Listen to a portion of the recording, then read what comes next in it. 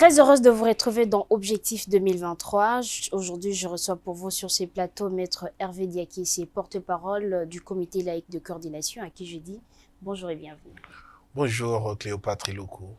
Alors, comment analysez-vous la feuille de route publiée par la Commission électorale nationale indépendante dernièrement?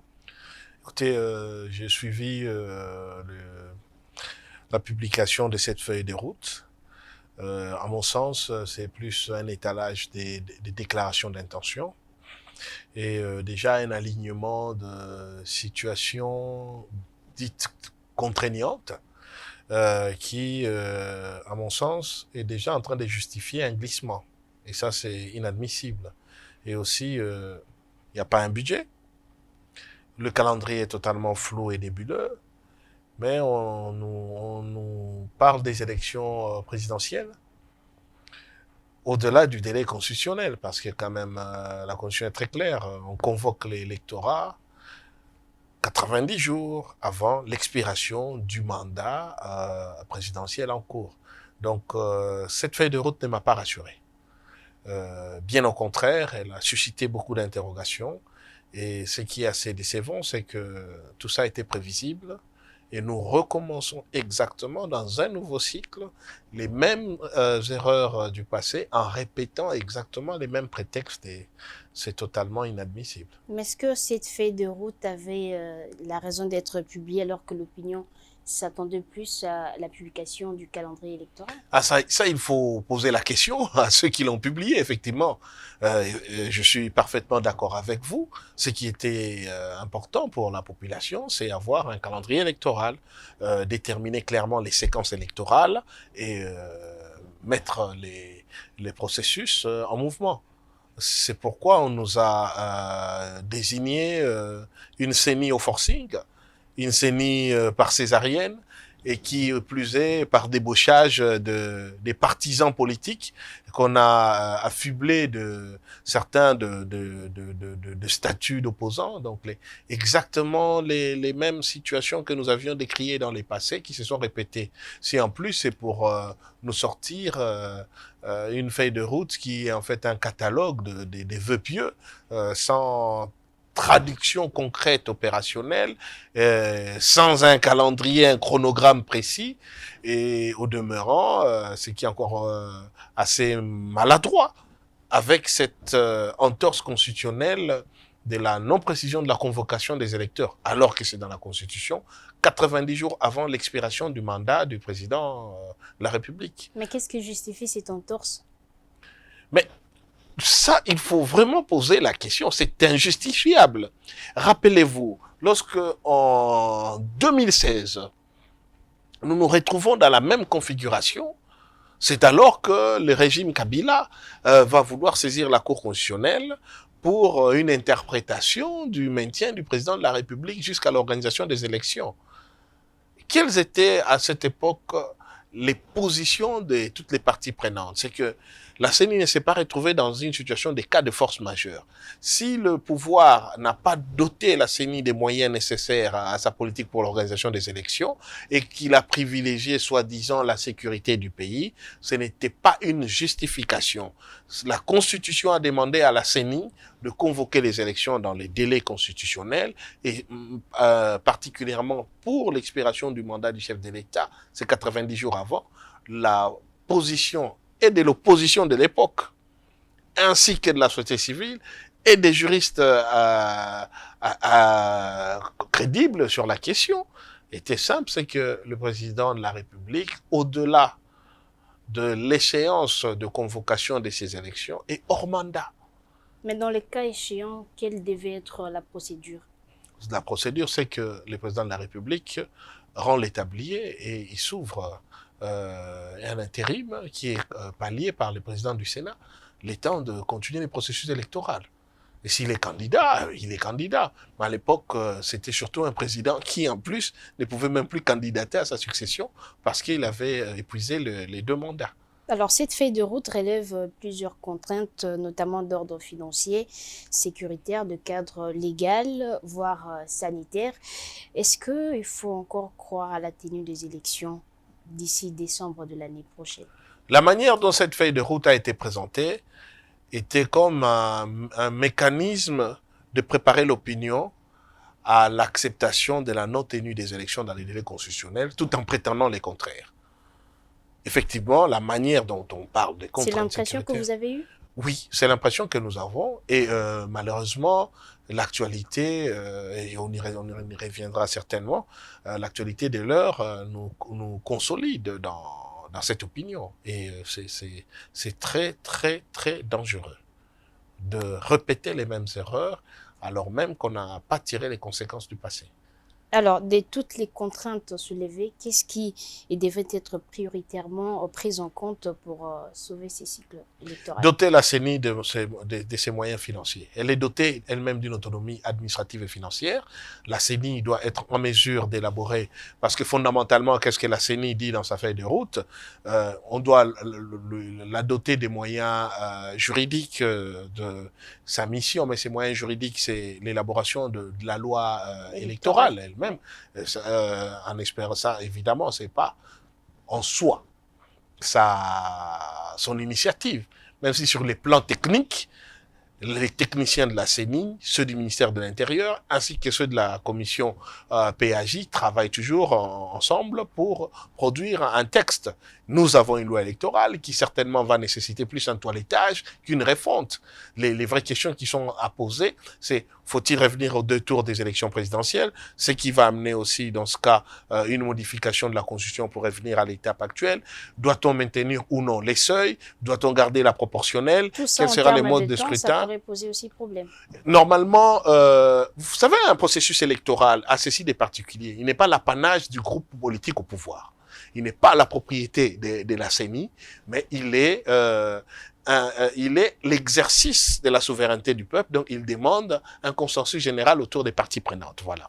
Donc, souvent, ce sont les réponses claires qu'il faut apporter qui permettent maintenant de le traduire en loi. Est-ce qu'on garde les seuils ou pas?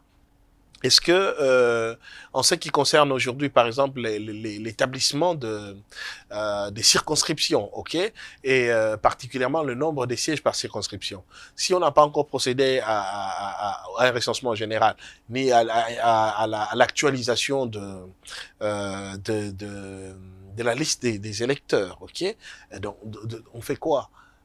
On va toujours faire une sorte d'extrapolation forfaitaire en disant, bon, telle entité qui correspond plus ou moins à tel nombre d'électeurs depuis les dernières élections, on maintient les mêmes nombres de sièges. Parce qu'on peut dire, bon, on part du principe, par exemple, comme avec la CENI Nanga, la même attribution des sièges par circonscription est maintenue ou pas. Donc ça, ce sont des questions qui exigent que les parties prenantes se mettent d'accord et lèvent des options. Des questions prioritaires qui nécessitent du temps pour y réfléchir. Non, en règle générale, tout le monde sait, par exemple, pour les 2 tours ou ailleurs, mais ça, c'est le travail... Recueillir le consensus, comme vous l'avez dit. Oui, se mettre d'accord. De toute façon, c'est le travail du législateur, mais les parties prenantes doivent toujours au moins être associées à cela. Mais cette question peut se faire concomitamment avec autre chose. Ce n'est pas qu'en attendant celle-là, on ne peut pas faire autre chose. Par exemple, la question du nettoyage du fichier électoral, la question de la mise en place, la mise à la disposition de la CENI des moyens nécessaires pour procéder d'abord à l'inventaire de son patrimoine, à l'état des lieux ou non de machines à voter, ce qui est disponible ou pas. Okay, et aux moyens nécessaires à son fonctionnement, quels que soient les modes de scrutin, les histoires comme les urnes et les isoloirs ne demandent pas une loi. On sait que quels que soient les modes de scrutin, on doit les avoir. Voyez-vous, quels que soient les modes de scrutin, la question peut-être des charrois, la question peut-être du repérage des centres d'inscription, s'il faut compléter les électeurs qui ont aujourd'hui la majorité, les questions liées à l'identification des bureaux, la machine à voter, si le principe est acquis, on en a encore. Est-ce qu'elles sont toujours performantes? Est-ce qu'il faut les réactualiser? Et quelles sont celles qui sont disponibles? Ça, ce sont des choses qui doivent déjà être faites. Elles ne demandent pas une loi. Mais entre-temps, la Commission électorale nationale indépendante prévoit que si la loi électorale n'est pas réformée à la session de mars, les glissements seraient consommés. Les glissements est une violation de la Constitution. Notre constitution n'a pas prévu des mécanismes pareils. Et nous ne devons pas continuer des cycles électoraux en cycle électoral à commencer à consolider l'irrégularité. Ce sont des choses qui devraient être prévues. Elles l'étaient parce que même les autorités politiques nous disaient que depuis la première loi budgétaire, il était déjà prévu des dotations pour la CENI dans le budget, d'une part. D'autre part, la Constitution a déjà déterminé la durée des mandats. C'est ça, c'est à cela que sert la planification. Et en plus, on nous a vanté la présence d'un grand expert à la tête de la CENI qui connaissait les problèmes de la CENI avant de prendre possession par coup de force, évidemment, de cette CENI. Finalement à l'œuvre pour voir. Mais alors, dans ce cas, on ne peut pas aller dans les glissements. On ne doit pas aller dans les glissements. C'est inconstitutionnel, les glissements. Et dans ces cas, ça porte en fait, à partir du moment où nous allons au-delà du terme échu des mandats, toute autorité devient illégitime. Si un locataire est préavisé et qu'il arrive à l'issue du bail, si c'est maintien à la résidence, il est poursuivable sur le plan pénal pour occupation illégale. Parce qu'il est là maintenant sans titre ni droit. Il peut se faire expulser à tout moment et il n'a plus un contrat de bail à produire. C'est ça la réalité. Donc on ne doit pas entrer dans une culture de faire les glissements comme si nous le légitimions. Un glissement est un aveu, de l'incompétence des dirigeants, c'est un aveu du non-respect des textes régissant notre pays, c'est un aspect de la désinvolture vis-à-vis du peuple souverain et c'est un mépris vis-à-vis de l'ensemble du peuple congolais. Donc vous encouragez vivement la CENI de se mettre à l'œuvre, question d'avoir les élections dans les... C'est pour ça qu'elle est là. C'est ça sa mission constitutionnelle. On n'a pas besoin de l'encourager quand ils sont entrés en fonction. C'est pour ça qu'ils sont entrés en fonction.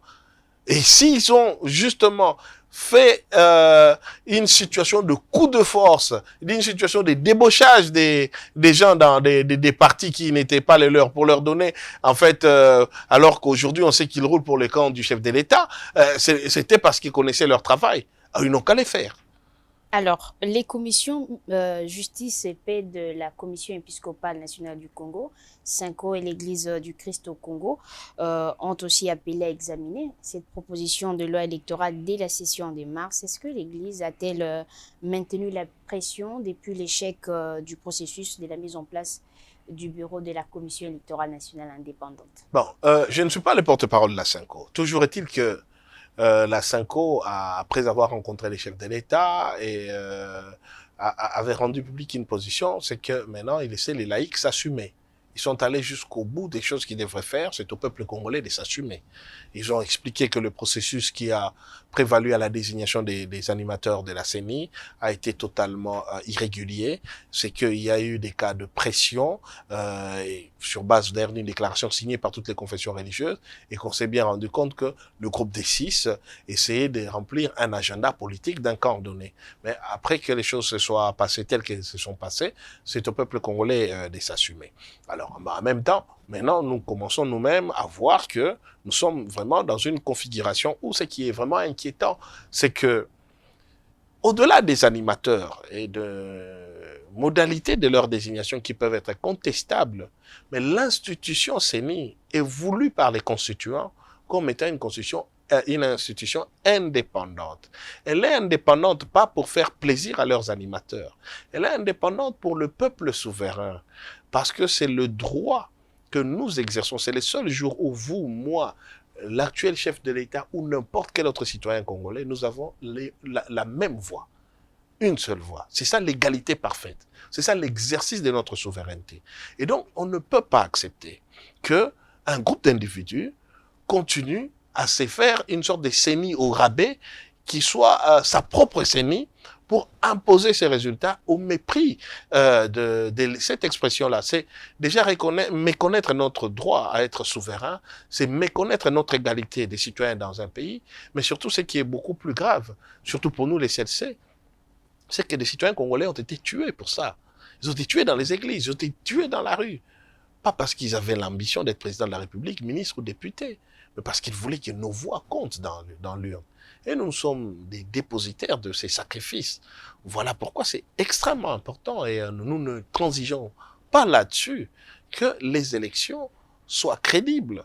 Les élections puissent suffisamment garantir leur inclusivité, qu'il n'y ait pas des citoyens qu'on écarte pour des motifs politiciens, que toutes les parties prenantes doivent y prendre part, que les mécanismes de transparence soient acquis et que la CENI ne soit pas considérée comme l'appendice d'un camp politique donné, les camps au pouvoir. C'est la position du CLC? C'est la position de tous les citoyens congolais, madame.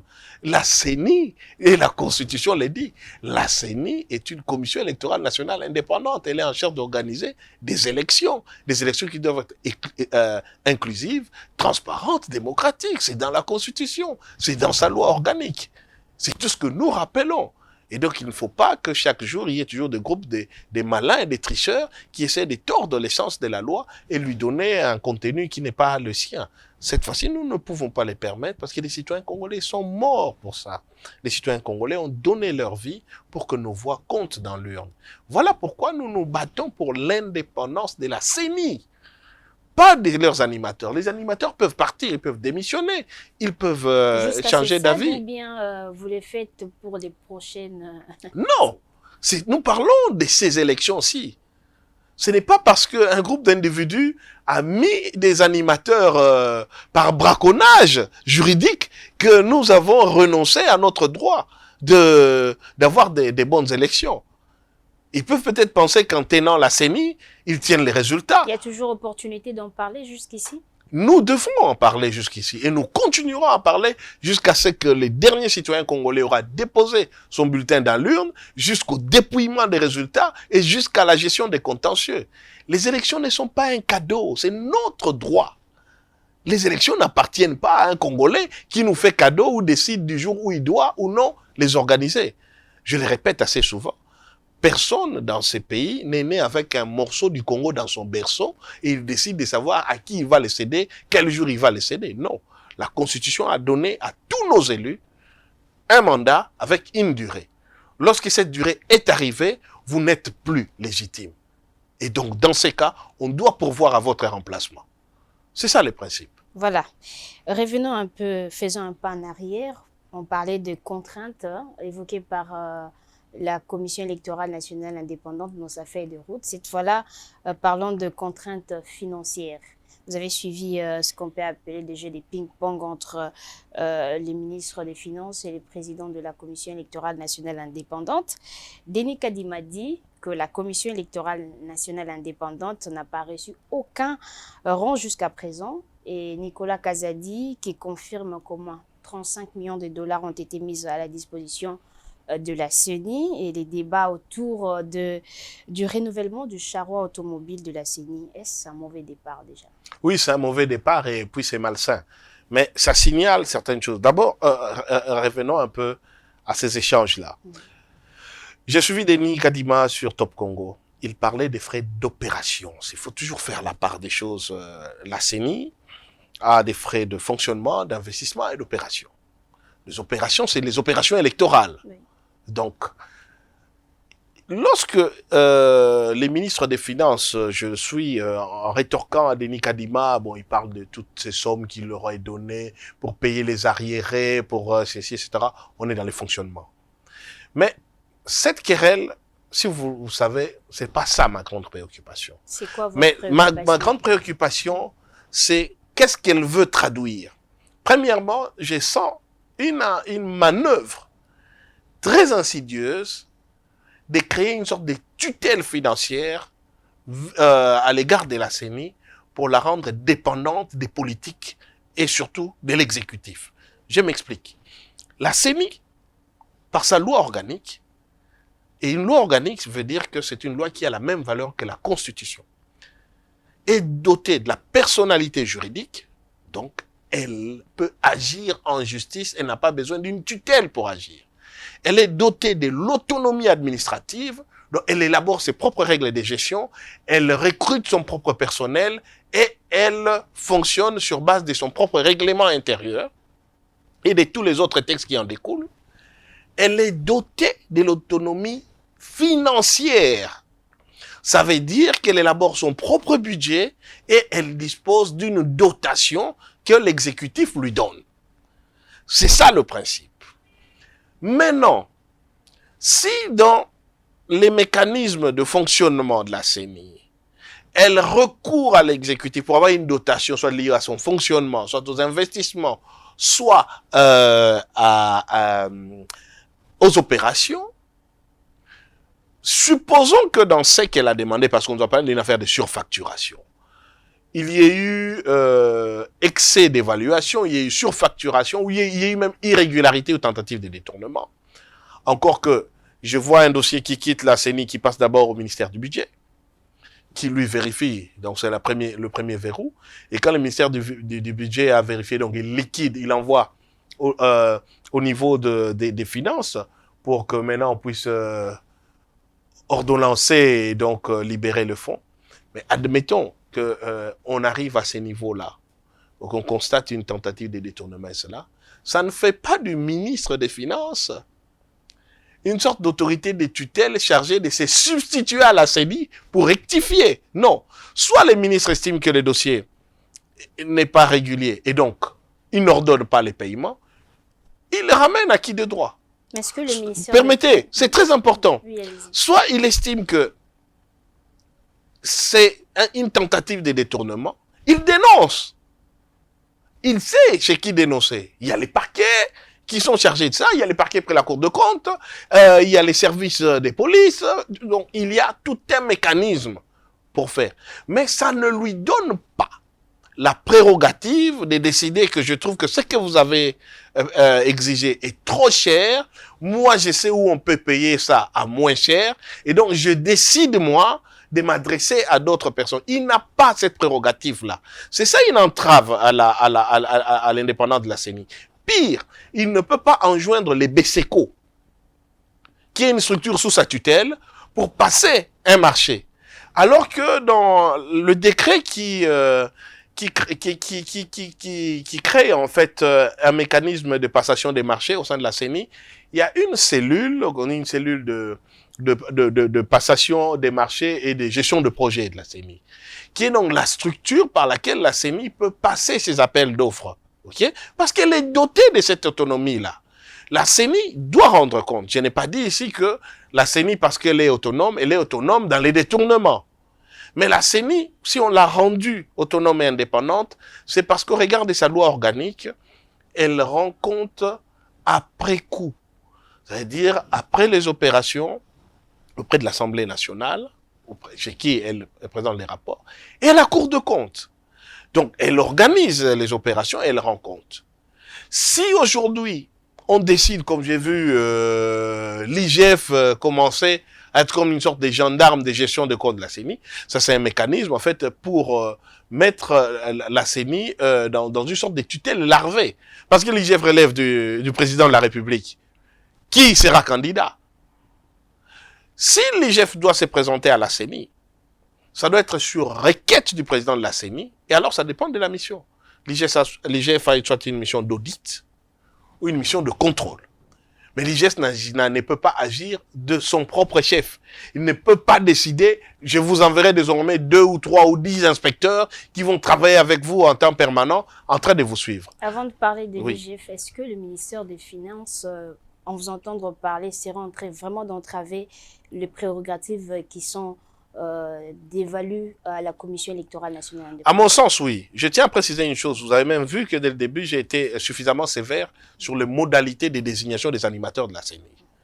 Ils ont été désignés par tricherie, par un coup de force. Mais je parle de l'institution qui doit être indépendante. Donc, j'ai fait la part des choses parce que on peut toujours faire de l'amalgame. Oui, les ministres des Finances s'est immiscé. Si la CENI a décidé de procéder à l'achat du charroi, prenons même l'hypothèse que c'est excessif, c'est inopportun, ok? Mais ce n'est pas au ministre des Finances d'en apprécier l'opportunité. Et même si tel est le cas, ça okay? Revient à qui finalement? Mais elle est dotée de l'autonomie administrative et de gestion. S'il y a malversation ou tentative de détournement, tout citoyen, y compris les ministres des Finances, peut alors les dénoncer. Mais il ne peut pas, lui, décider de se substituer. Ce qu'on lui reproche, c'est quoi? C'est de dire, écoutez, vos véhicules là sont de toute façon cotés au-delà du prix normal du marché. Alors on fait quoi? Ne payez pas. Mais vous n'allez pas dire, mais maintenant je décide, moi, de demander au BSECO de passer l'appel d'offres à votre place. Non, il n'a pas cette prérogative. Parce que les dangers, c'est quoi, Cléopâtre Iloko?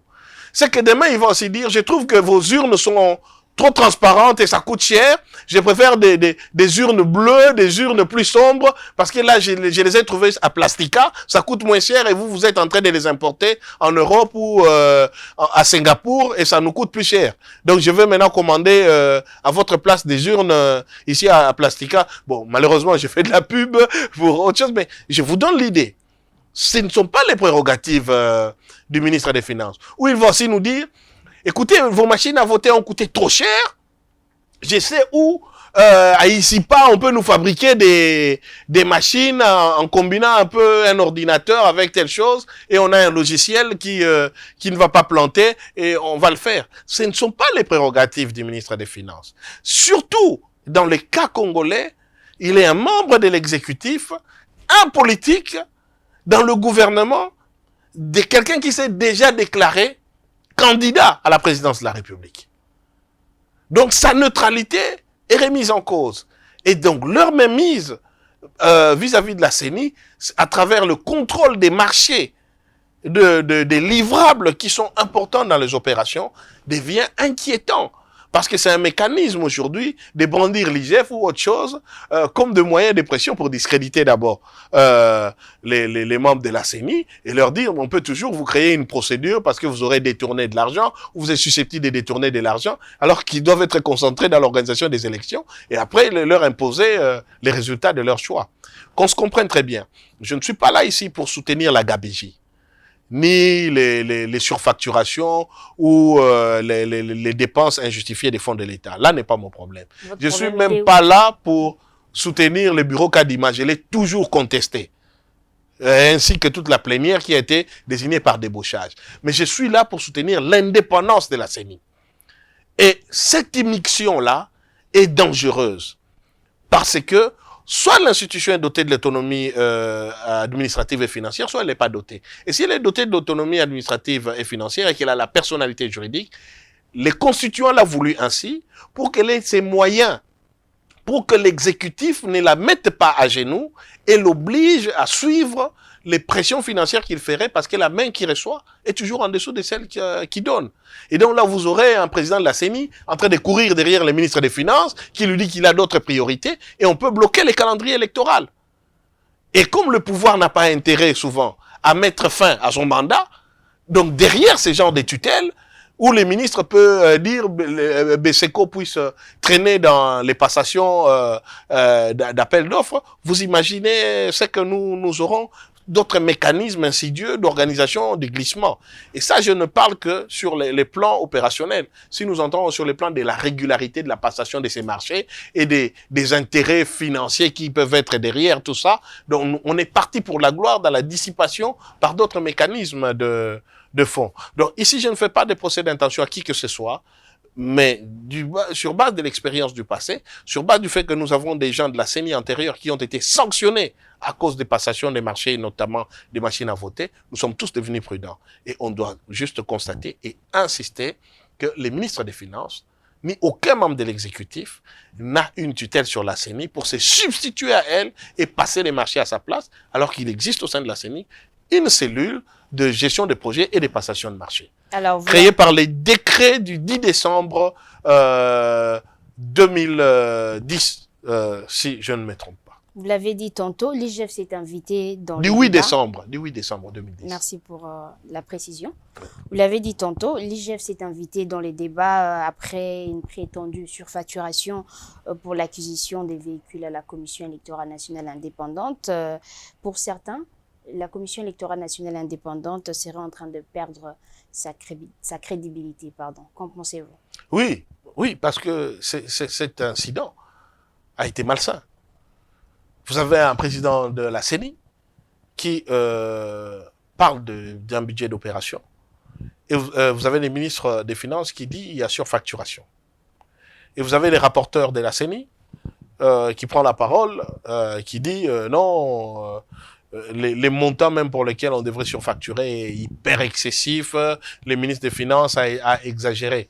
En fait, j'ai compris qu'en fait, quand le ministre parlait de la hauteur, il est déterminé en pourcentage. Il parlait des 40% supérieurs et les autres ont entendu 40 fois supérieur. Parce que j'imagine si un véhicule, mettons, coûte 50 000 $ par exemple, donc 10% de 50 000 $, c'est, on est à 500 $. Non, non, on est à 5 000 $. Donc, 40%, oui, oui, ça, c'est quand même beaucoup, mais c'est pas 40 fois.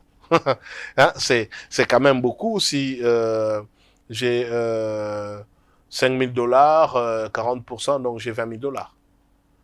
Pour un véhicule qui coûte 50 000 $, je suis à 70 000 $, oui, c'est déjà important. Mais ce n'est pas comme si j'ai quand même 50 000 fois 40. Je crois là d'où est parti les grands débats. Dans tous les cas, dans la situation qui est la nôtre, avec tout ce qu'on a connu comme scandale financier, que ce soit dans les 100 jours, que ce soit dans les projets Chile et Gelou, que ce soit dans tout ce que notre pays a comme scandale à répétition, que la CENI soit mêlée au sommet. Et moi, je suis avocat, je respecte la présomption d'innocence. Par une accusation, parce que ça, c'est une accusation, les ministres des Finances a parlé de surfacturation. Il a dit, c'est pourquoi je n'ai pas fait droit à ça. Mais après, j'ai décidé de passer les marchés ailleurs. Ok, c'est bien sûr que ça joue sur la crédibilité des animateurs. Ça joue sur leur crédibilité. Mais qu'est-ce qu'ils doivent faire pour éviter justement que cette crédibilité soit mise en cause au sein de l'opinion? Qu'ils soient indépendants, qu'ils comprennent qu'on ne leur fera pas des cadeaux. Je crois que la première leçon qu'ils viennent de comprendre, c'est que personne ne leur fera de cadeaux. Et que la seule chose qui puisse le protéger, c'est l'appui de cette population, qu'ils ne la déçoivent pas. En ne la décevant pas, donc ça veut dire en ne se comportant pas comme l'appendice d'un groupe politique donné qui espère par tricherie rester au pouvoir lors des scrutins prochains grâce à leur appui. Et qui comprennent alors désormais que seul leur travail, un travail alors qui respecte les normes de transparence et d'indépendance. Parce que quand on fait des budgets en catimini ou qu'on n'en parle pas, c'est ça des choses pareilles qui arrivent. Ok? Est-ce qu'ils ont droit aux frais d'installation? Oui. Est-ce qu'ils ont droit aux frais d'installation tels que prévus par la loi? Oui. Est-ce qu'ils ont droit à un charroi? Oui. Est-ce que ces charrois étaient opportuns? Tout ça, c'est à eux de décider. Mais ici, le vrai débat, et je pense que c'est ici un faux débat, mais qui manifeste quand même la préoccupation de la population sur la question de la régularité, de l'intégrité dans la gestion de fonds. Le vrai débat, est-ce qu'aujourd'hui, le gouvernement congolais a-t-il mis à la disposition de la CENI le frais des opérations? Ça, c'est le vrai débat, parce que les opérations concernent la question électorale proprement dite. Et il me semble qu'on n'a pas une réponse claire. Et ça, c'est ce qui est inquiétant. On a besoin des frais des opérations. En plus, pour la CENI, elle avait la latitude quand même, dès qu'elle entre en fonction, de procéder à l'inventaire de ce dont elle dispose. Ça, c'est la première chose. On prend le pouvoir à la CENI, on fait un audit général. Chose qui n'a pas été faite. Sinon, on devrait avoir un rapport d'audit. L'IGF peut aider à l'audit. On peut recruter des organismes pour ça. Notre CENI fait partie des organisations au niveau de la francophonie, des structures indépendantes d'organisation d'élections, au niveau de la SADC. Donc, on peut recourir à toutes ces expertises dans le cadre de la coopération pour qu'ils viennent à nous aider à procéder à l'inventaire et à l'état des lieux de la logistique et des moyens dont dispose la CENI, et même bénéficier d'un encadrement pour la suite des opérations. C'est ce qui aurait dû être fait, ça n'a pas été fait. Alors, maintenant, le problème, c'est que si nous aurons toujours une CENI qui va pleurnicher pour dire qu'on ne m'a pas donné les moyens... Le mal est parti de là ou Je ne sais pas. Le mal est parti du mécanisme de désignation. Maintenant, je pense que cet incident soit permet à la CENI de s'affirmer, parce que Mme Tseya, je la suis, et là où je suis d'accord avec elle, elle dit nous sommes, et c'est par la loi, nous sommes dotés de la personnalité juridique et nous avons l'autonomie administrative et financière. Donc nous ne sommes pas sous la tutelle du ministre des Finances. Et le ministère des Finances ne répond pas à cette question. Il dit, vous n'êtes pas là pour faire de la gabégie, vous n'êtes pas là pour faire de la mégestion. Mais la question n'est pas là. La loi organique n'a pas dit que l'autonomie financière signifie faire de la gabégie, signifie faire de la mégestion. Mais il a dit ce que nous n'avons pas d'autorité de tutelle dans la gestion de fonds et nous rendrons compte de toute façon. Nous rendrons compte au Parlement, la Cour des comptes peut nous suivre et même là, même aujourd'hui, si vous, ministre des Finances, vous constatez qu'il y a une tentative de détournement, vous n'avez même pas besoin de la permission de qui que ce soit, vous pouvez les dénoncer au parquet général près la Cour de cassation, dont il relève pénalement. Et on le poursuit. Donc c'est un faux problème. Parce que s'il y a tentative de détournement, qu'il porte plainte. Mais ici, on parle du fait que la CENI n'a pas ses finances sous la tutelle du ministre des Finances pour que lui décide quand est-ce qu'ils peuvent passer les marchés et auprès de qui passer les marchés. Parce que le vrai pouvoir, la vraie indépendance, c'est avoir les moyens de sa politique. Et si la CENI est privée des moyens de sa politique, elle ne peut pas être indépendante. Un autre point, le gouvernement confirme la mutualisation des opérations d'enrôlement des électeurs et recensement de la population. Comment évaluez-vous cet engagement? Écoutez, c'est rationnel tant qu'on ne conditionne pas la tenue des élections à l'achèvement du recensement. Parce qu'on ne s'adresse pas au même public. Le recensement concerne l'ensemble de la population congolaise, à partir du bébé qui vient de naître à l'instant où nous parlons, jusqu'au dernier Congolais placé où qu'il soit. Alors que l'enrôlement des électeurs ne concerne que les électeurs en âge de voter. Donc, les données peuvent être exploitées, être mutualisées, mais ça ne doit pas être le prétexte à un ralentissement du processus. Raison pour laquelle, jusqu'aujourd'hui, la CENI a une loi d'identification et d'enrôlement des électeurs et que la vocation de la CENI n'est pas de procéder au recensement, puisqu'on a un office national d'identification de la population qui est l'ONIP, qui encharte ça.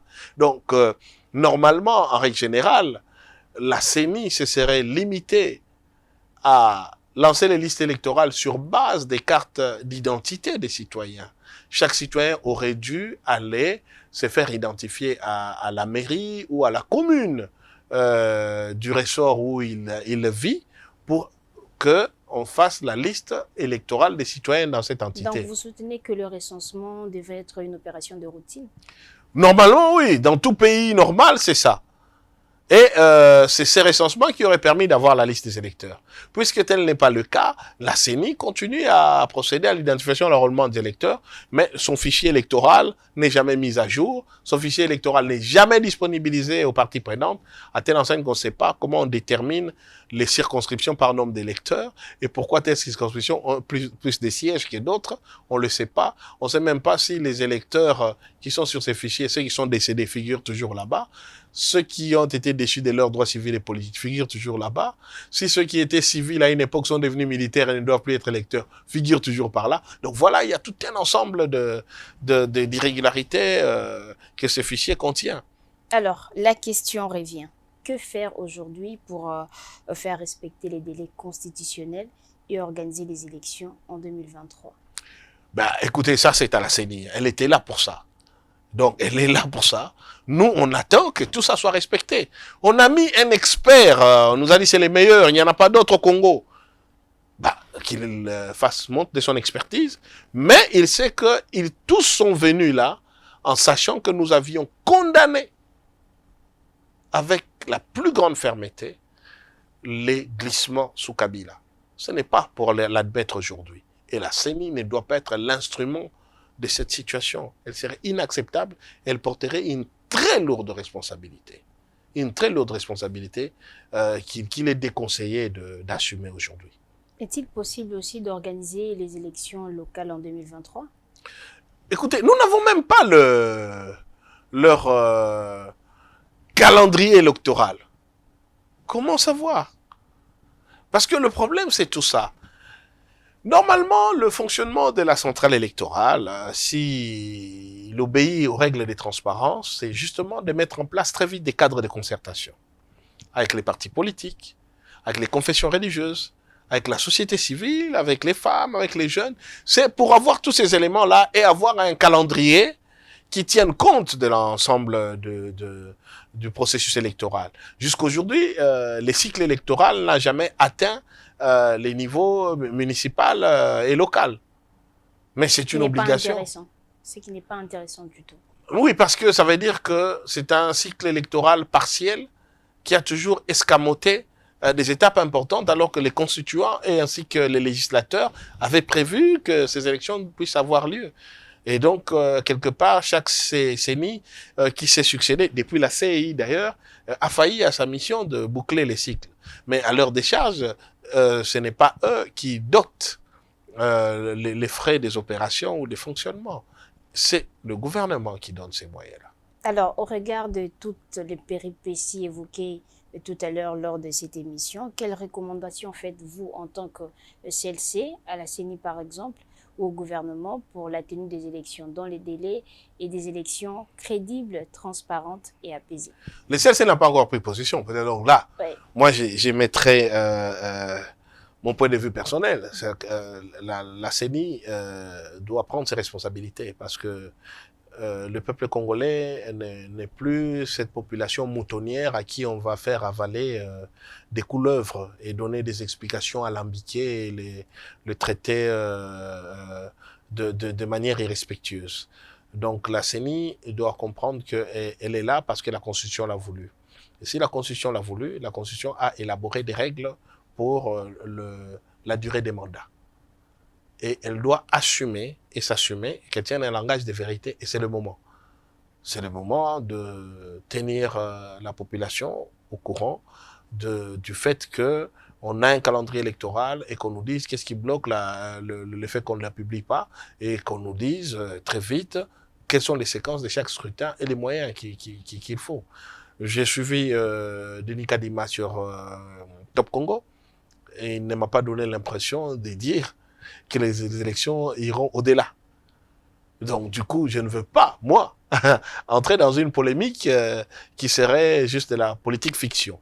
Mais la manière dont j'ai vu sa feuille de route, consteller des contraintes, et la manière dont j'ai vu que les élections présidentielles n'étaient pas formellement convoquées aux 90 jours avant l'expiration du mandat, ça, c'est dangereux. Nous rentrons dans la séquence Corneille Nangaa et ça n'a pas été du tout une grande référence en matière de tenue d'élection. Votre mot de la fin? Nous continuons à suivre très attentivement le déroulement de ce processus. Nous ne renonçons pas à l'exercice de notre droit de peuple souverain. Les élections ne sont pas un cadeau qu'on nous donne, c'est notre droit. Et les élections appartiennent au peuple congolais. Le peuple congolais a droit à des élections libres, crédible, transparente et inclusive. Et nous allons y veiller. C'est une erreur de croire qu'à un seul instant, un groupe d'individus va décider de nous voler nos voix ou de ne pas du tout tenir compte de nos voix. Cette époque est passée. Et ceux qui commettent l'erreur de croire que ça va encore se répéter vont se réveiller très brutalement. Merci d'avoir répondu à notre invitation, Maître Hervé Diakissi. C'est moi qui vous remercie. Ce numéro d'Objectif 2023 est terminé. Merci de le retrouver sur toutes nos plateformes digitales. Quant à moi, je vous retrouve prochainement. Et d'ici là, prenez soin de vous. Au revoir.